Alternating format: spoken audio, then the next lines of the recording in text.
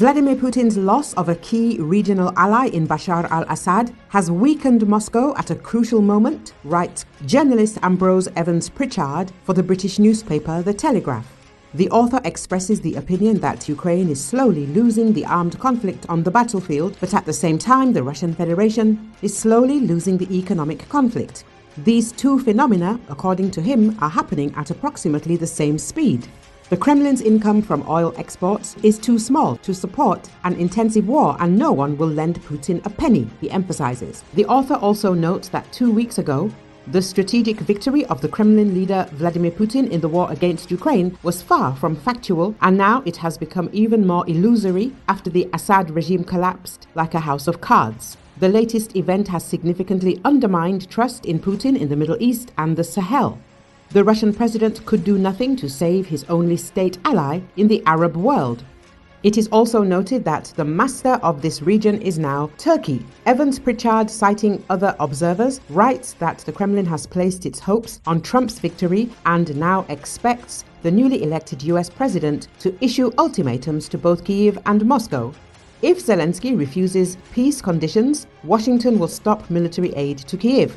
And if Putin does not accept the conditions, America will begin carpet bombing the Russian economy. The author concludes that the regime of Russia usurper Vladimir Putin may be much closer to collapse than it seems at first glance. Anton Barbashin from Riddle, Russia, says Russia's leaders expect Trump to issue ultimatums to both Kiev and Moscow. If Volodymyr Zelensky balks at peace terms, the US will sever all military aid. If Putin drags his feet, the US will up the military ante and carpet bomb the Russian economy.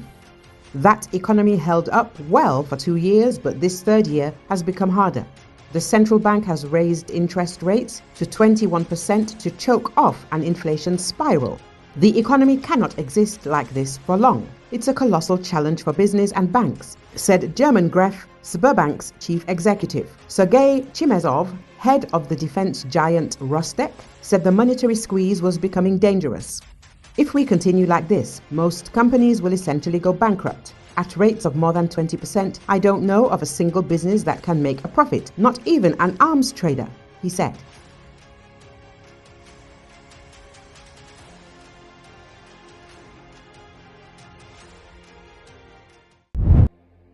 Iran's Supreme Leader Ayatollah Ali Khamenei said on Wednesday the recent events in Syria, including the fall of its government, were part of a joint plan by the United States and Israel. There should be no doubt that what has happened in Syria is the result of a joint American and Zionist plan, Khamenei said in a speech in Tehran on Wednesday that was broadcast on state TV. We have evidence, and this evidence leaves no room for doubt.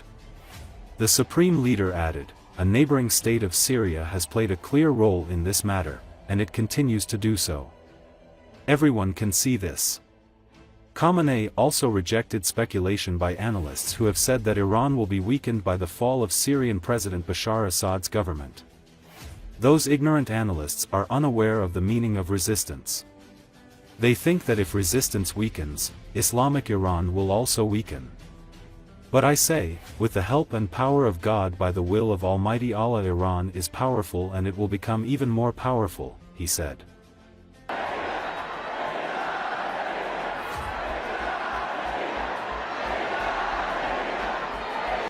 نباید تردید کرد که اونچه در سوریه اتفاق افتاد محصول یک نقشه مشترک آمریکایی و صهیونیستی است. قرائنی داریم. این قرائن برای انسان جای تردید باقی نمیگذاره. بله، یک دولت همسایه سوریه نقش آشکاری رو در این زمینه ایفا کرده، الانم ایفا میکنه. اینو میبینن همه. هرچی فشار بیارید محکم تر میشه. هرچی جنایت کنید پر انگیزه تر میشه. هرچه با اونها بجنگید گسترده تر میشه. و من به شما عرض میکنم به حول قوه الهی گستره مقاومت بیش از گذشته تمام منطقه رو فرا خواهد گرفت.